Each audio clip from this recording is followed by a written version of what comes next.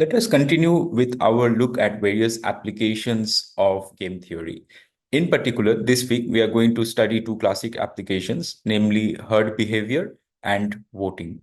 Now, whenever people think of herding, they have in their mind a picture where you have got people kind of like blindly copying each other and making the same decision. But as we'll see this week, in fact, game theory provides you with an example where actually people are not just mindlessly copying each other. In fact, it is rational behavior on their part to copy each other, right? We'll see that people actually behave in an optimal way by copying each other. And the situation that we are going to study involves where people are going to kind of like make a decision by choosing to imitate others' behavior, even if their own individual information is going to suggest that there might have been an alternative choice, right? So to fix ideas, let us take an example from a set of classic papers that came out in 1990s, right? So imagine that you are visiting a new town for the first time and you have read up some information on what is a good restaurant to go in that town, right? You don't know anybody. You have just read up information about the good restaurants and you kind of like are interested in trying out one. Let's call that restaurant A, right? So this is where you intend to go. However, once you reach restaurant A, you observe that there are not that many people in restaurant A. However, right next to restaurant A, there is another restaurant, which we are going to call restaurant B, and that is nearly full, right? So you see two restaurants right next to each other. Restaurant A, the one where you had prior information about that is the good restaurant. You go there, you observe it's empty, but the restaurant next door is actually full, right? So I think all of us have kind of like been involved in that situation one time or the other, right? Now, in this case, if you believe that the other people who are eating out, they have got tastes similar to yours, right? And they too have some information about where to eat. In this case, it might be kind of rational and optimal for you to just join the crowd at B and eat at B rather than to follow your own information, which was about restaurant A being a good restaurant, right? So let's unpack this a bit more in terms of the information context, right? Just to give you a preview of like where we are going with this. So what we are going to think about is that suppose that each of the people who are eating out, they have obtained independent but imperfect information, okay, about which of the two restaurants is better, right? Imperfect in the sense it's not that they know for sure which of the restaurants are better. They have some information about which of this, right? Now, in this case, if you already have a lot of diners in restaurant B, then this is actually some information that you are getting from observing their choices, right? And in this case, this information that you're getting from observing their choices, that may actually kind of like be actually more informative than your own private information that you had about restaurant A being popular, right? So the idea is that you have got two sources of information, your own particular sources of information, but you also have other people actually kind of like acting on the basis of their information. You don't know what their information is.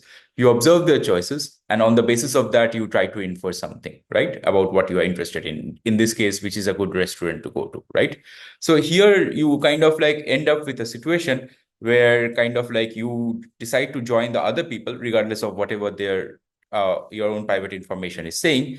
And this is an example where we are going to think about a situation where herding, or more technically speaking, an information cascade has occurred, right?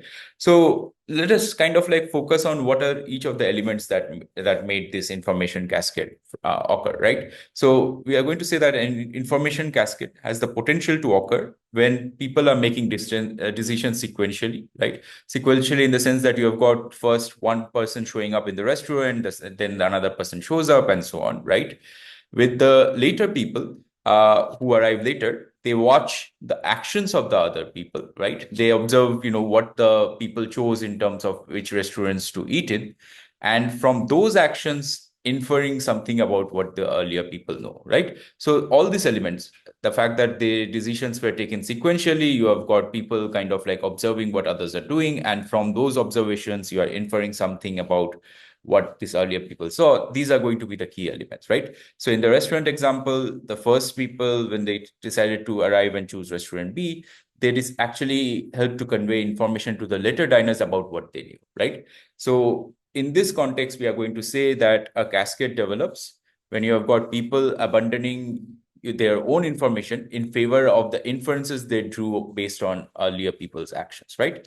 Now, information cascades, why are we going to kind of spend time studying it? Because we think that at least for a lot of like events that we kind of like see in this in the real world, they provide at least part of the explanation, right? So think about fashions and fads where some type of kind of like dress or some style becomes popular for a particular reason, right?